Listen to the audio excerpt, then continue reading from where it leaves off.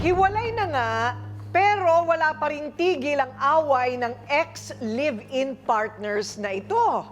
Pero hiwalay na.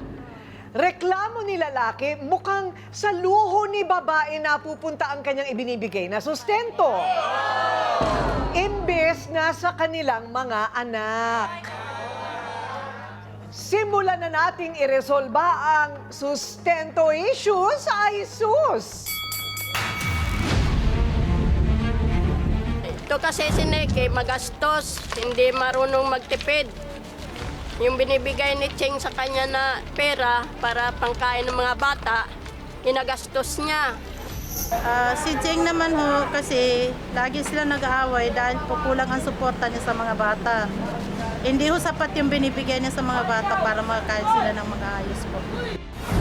Si Nikki kasi hingi ng pera kay Sheng. Ay hindi naman madali hingi ng pera kay Sheng kasi mahina lang ang kita niya. Kaya ang gawa naman ni Nikki, nagagalit si kay Sheng. Bali sinasaktan siya. Kaya ka napapaya yung ugali mo pala sumbat. Kala mo na pagkalaki-laking binibigay. Ang dating sweet na ngayon ay parang bitter na sa isa't isa. Cheng at Nikki, harapan na!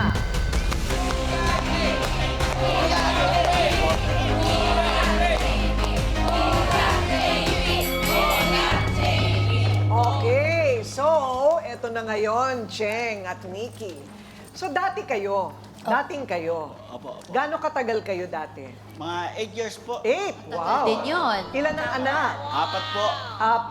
4. Ilang taon? Ang panganay po namin nasa 11 po. Pinakabata? Ang pinakabata po, 3 years old po. Ay, so kakahiwalay nyo lang? Opo, mga 6 months pa lang po. 6 months pa. Fresh pa! Nako, fresh Yan pa. pa po yung mga nagpaparinig sa Facebook. Oo, oo. Sariwa pa ang Yung hindi pa sakit. makamove on. Opo, Oo, mga kinakamot ganon. pa yung sugat. Oo, kinakamot pa yung sugat. At meron pang chance ang magbalikan. Ayun! Oo, di ba? Oo, ganun daw. Ewan ko lang. Ano bang pinag-awayan nyo? Sa luho lang po, ma'am. Luho? Opo. Ganito lang po naman po kasi pangyayari niyan. Nung una naman po pagsasama namin po, ayos naman po. Ganito po, nagkaanak na po kami. Siyempre, nag-a-adjust po ako. Siyempre, hindi ko po maibigay yung gusto niya.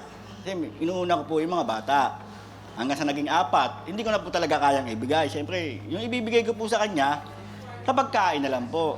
Ganun po yung pangyayari yun. Hanggang sa nag-away kami, nag-away. Siyempre, nagkaroon ng nagkahiwalay po kami. Pero Cheng, bago tayo magpatuloy sa iyong telenovela, hindi nyo ba naisip na wag na kayong mag-anak kasi hindi nyo naman kaya? Ano yun? Pagka nabuntis, saka na lang magsisisi? Ganun ba yun? Naisip din po namin yun. Hindi ba kayo kumonsulta para sa family planning? Meron na po ako, ma'am. Nakapalagay na po ako nung una. May mga age gap naman po naghintay, sila. oo nga ba, naghintay ka muna ng 4 bago ka Hindi ko po naglagay. alam kasi madali talaga ako buntis talaga rin. Pagka nagsama na, magplano na.